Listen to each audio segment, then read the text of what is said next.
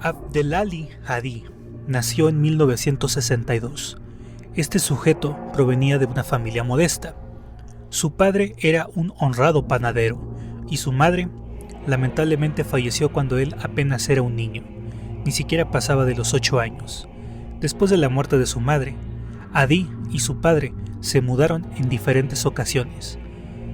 Tuvo que abandonar la escuela a la edad de 11 años y logró conseguir un empleo como guardia nocturno. Cuando tenía la edad de 14 años, fue víctima de una violación en grupo por parte de unos pandilleros. Y cuando cumplió 16 años, Hadi regresó a su ciudad natal, él solo y con sus propios medios en Taurodant, Marruecos. El 20 de agosto del 2004, unas personas se encontraron con restos humanos.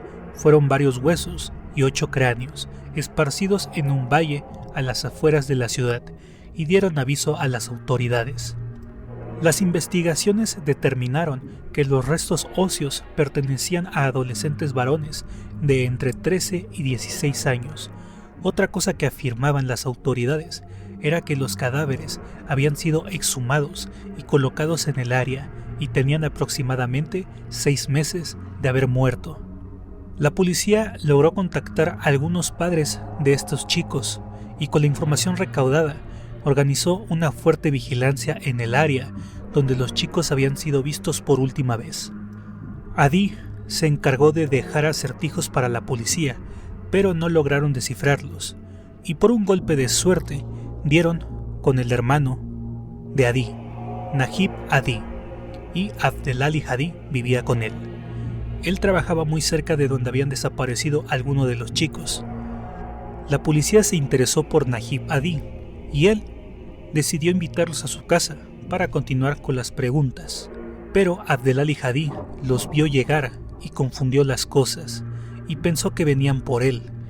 En lugar de escapar, les abrió la puerta y les dijo: «He estado esperando que me salven de mi tortura. He sufrido día y noche. Quiero dormir y quiero sanar». Los oficiales estaban confundidos y le preguntaron si él sabía algo de los niños asesinados, y Abdelali Hadi lo confesó todo. Cuando lo llevaron a la comisaría, dio todos los detalles y algunos nombres de sus víctimas. Dijo que disfrutaba de secuestrar, asfixiar y de abusar sexualmente de ellos, y tenía múltiples orgasmos en el proceso. Y en total acabó con la vida de 10 chicos, y dijo que su mayor motivación era la venganza por haber sido abusado sexualmente cuando era un adolescente. El juez lo sentenció a pena de muerte el 11 de diciembre del 2005, y por razones desconocidas se aplazó la fecha de su ejecución en varias ocasiones, y el 6 de mayo del 2022 pierde la vida en el corredor de la muerte por causas naturales, y las familias afectadas se enojaron por el hecho de que no fue ejecutado como debió ser.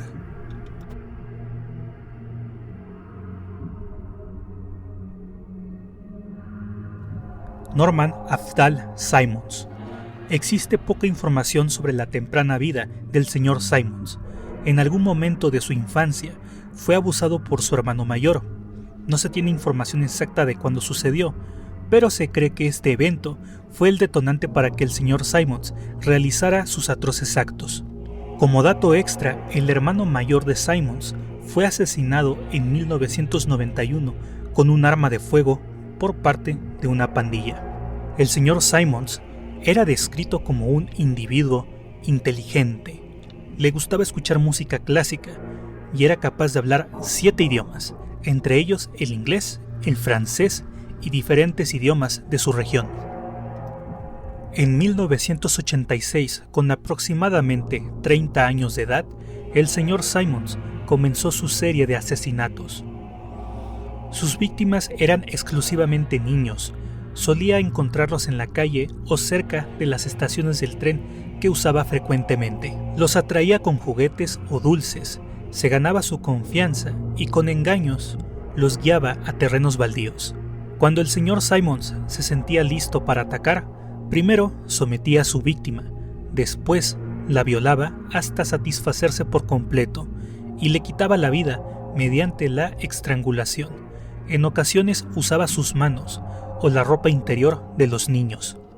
Cuando los cuerpos eran encontrados, estaban enterrados a poca profundidad, boca abajo, con las manos atadas, semidesnudos, y en algunos de ellos se encontraron pequeñas notas escritas que contenían mensajes cifrados o poemas escritos por el asesino.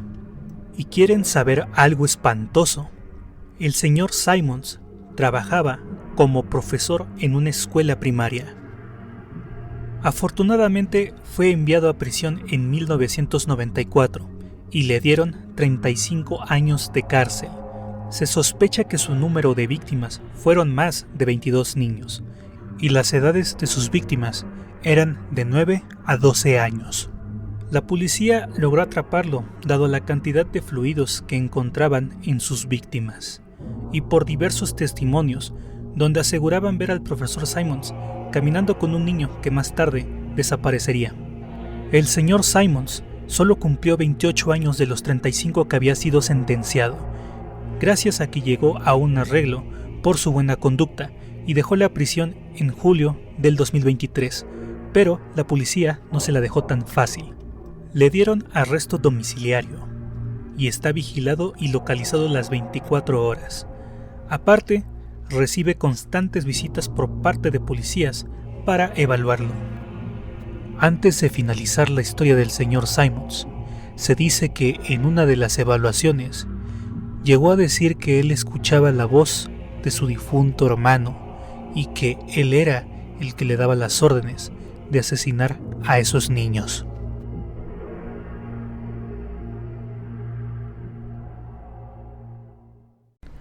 Masten Wanjala. Con aproximadamente solo 16 años de edad, este infeliz acabó con la vida de 10 niños que no pasaban de los 9 años. Su periodo fue entre el 2016 y el 2021. Este sujeto se hacía pasar por un amigable entrenador de fútbol para ganarse la confianza de los padres y de los niños. Él ofrecía sus servicios y una vez que el menor quedaba bajo su cuidado, lo secuestraba y lo encerraba en su casa. Masten drogaba a sus víctimas o les daba alcohol para mantenerlos bajo control. En ocasiones llegó a pedir dinero a los padres, prometiendo regresarles a su hijo. Pero los niños tuvieron un terrible final. De lo poco que se tiene registro, algunas de sus víctimas terminaban siendo ahorcadas. Otra parte los golpeaba en la cabeza con algún objeto contundente. Nunca se pudo especificar el arma homicida. Y la peor parte es que Masten llegó a confesar que él se bebió la sangre de alguno de los niños. El 14 de julio del 2021, Masten fue arrestado por las autoridades, pero a los pocos meses logró escapar. El 13 de octubre del 2021, la estación de policía donde él estaba detenido sufrió un extraño apagón, y esto facilitó su escape. Se sospecha que 3 guardias lo ayudaron a escapar, pero no se pudo comprobar esto. Masten se escondió en el sótano de la casa de sus padres, pero su suerte solo duró 2 días. Una multitud furiosa llegó a la casa y el padre de Masten dio la cara por su hijo e intentó calmar la furia de las personas. Y ahí mismo los padres de Masten se enteraron de las atrocidades que había cometido su hijo. Y el padre de Masten no lo pensó 2 veces y entregó a su hijo a la turba enfurecida. Y Masten Wanjala pierde la vida en el linchamiento.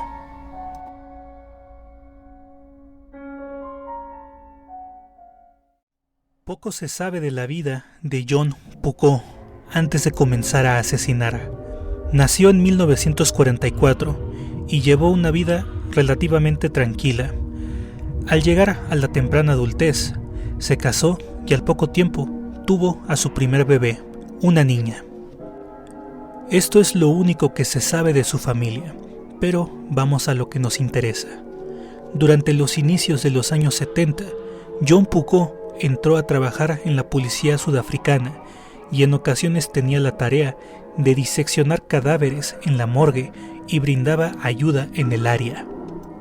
En uno de esos turnos, tuvo que hacer una incisión en la garganta de una mujer adolescente y en el momento que John hizo el primer corte, tuvo una fuerte erección. Fue muy estimulante y John se sorprendió mucho por esto, porque él sufría problemas de impotencia. Al terminar su jornada, buscó un lugar privado y comenzó a masturbarse, recordando ese momento con el cuerpo del adolescente. Siguió trabajando en la policía y en la morgue, y a la vez seguía con sus sádicas fantasías, pero en 1972 fue dado de baja deshonrosamente por motivos desconocidos. No se sabe con exactitud cuándo comenzó a asesinar, pero los primeros registros comenzaron en 1974.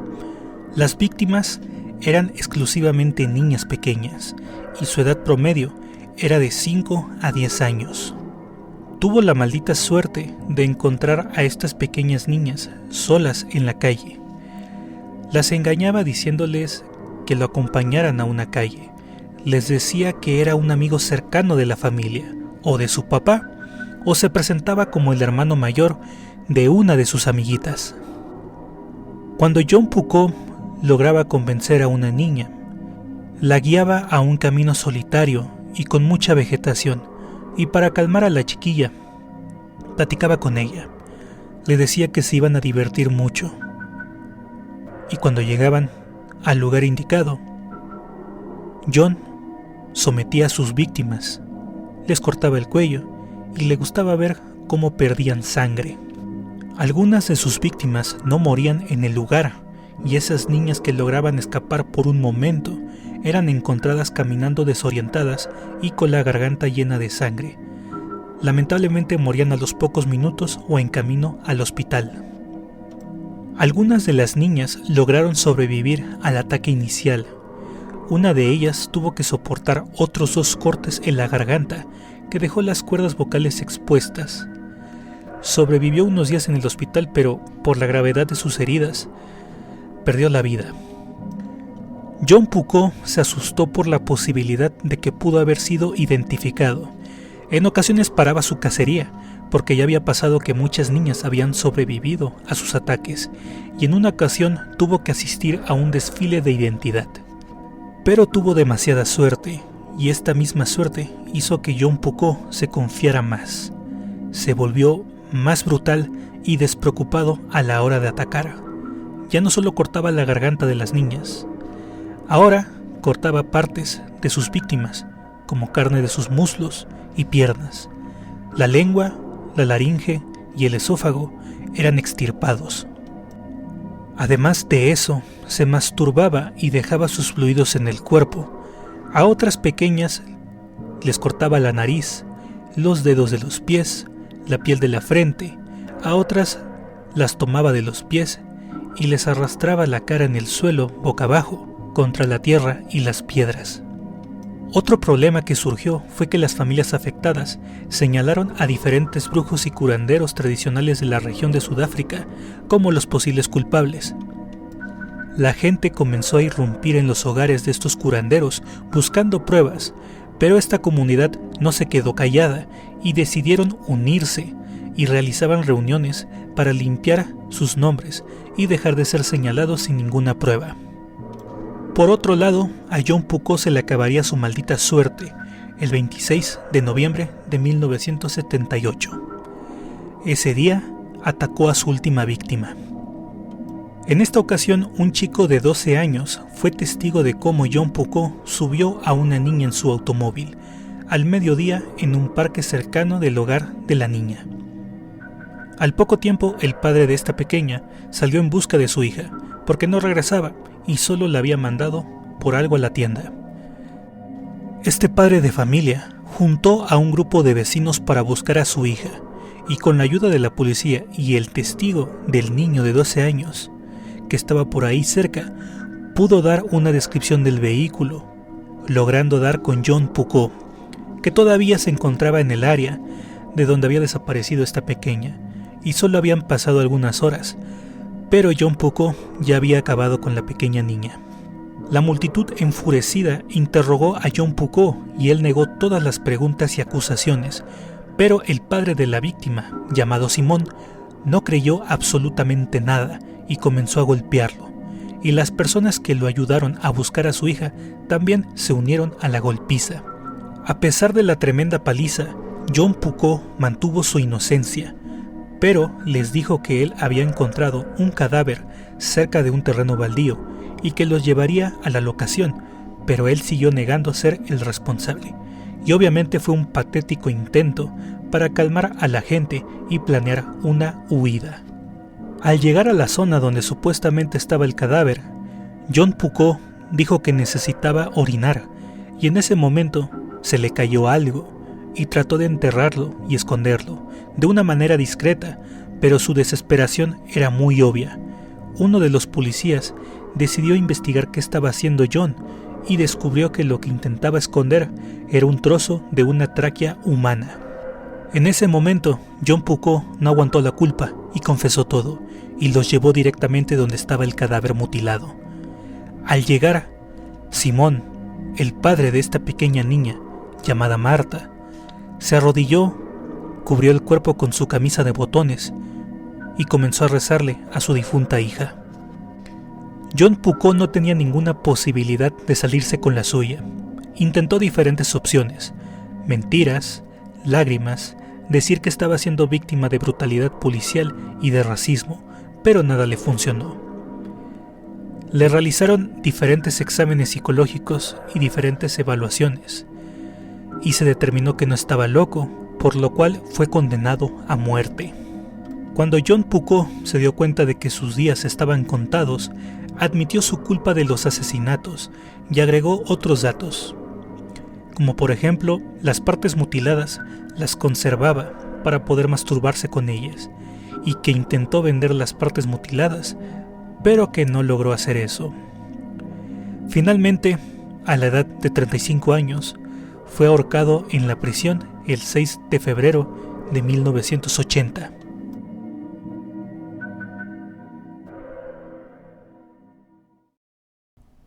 Con tan solo 6 meses, Stuart Wilken fue abandonado junto con su hermana de apenas 2 años en una cabina telefónica.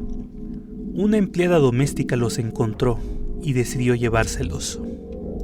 El patrón de la empleada doméstica resultó ser una pesadilla hecha realidad. A este sujeto se le conoce como Doep y sometió a Stuart con horribles abusos.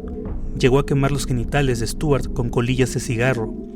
La comida se la servían en tazones para perros y comían el suelo junto a las mascotas de Doep. Aparte de ser una basura de persona, Doep era un zoofílico y abusaba de sus mascotas, y en algunas ocasiones usó la boca de Stuart para limpiarse el miembro. Cuando Stuart cumplió 2 años, fue rescatado y adoptado por una pareja, la cual le puso su nombre y apellido, Stuart Wilken, y se lo llevaron lejos de Doep. El chico estaba infestado de piojos y desnutrido. La pareja estaba dispuesta a darle una vida digna, pero fue muy complicado. A este chico, lamentablemente, le iba mal académicamente y socialmente. El 3er grado lo repitió en 3 ocasiones. Los otros niños se burlaban de él por ser adoptado, incluso algunos profesores también lo hacían, y por palabras de Stuart, los profesores incitaban a otros alumnos en seguir con las burlas. Y Stuart intentaba defenderse, pero si lo hacía, los profesores lo castigaban. En ocasiones lo mandaban directamente con el director de la escuela, y este sujeto lo humillaba.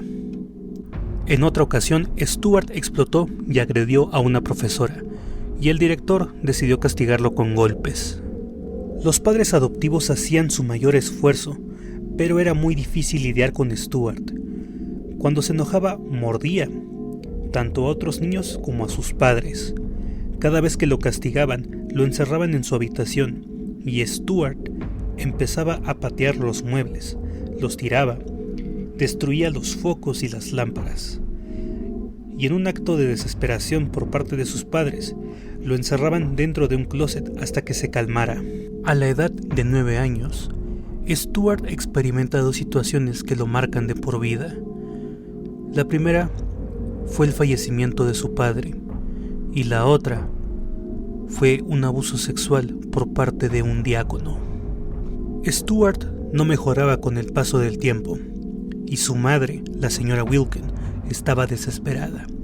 Cuando Stuart llegó a la adolescencia, fue enviado a un reformatorio, en donde su mala racha continuó invicta.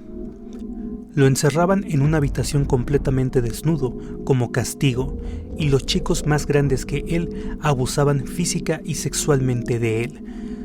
Intentó escapar varias veces sin éxito, y cuando terminó su condena, decidió enlistarse en el ejército con aproximadamente 19 años, pero no duró mucho. Así que regresó con su madre adoptiva.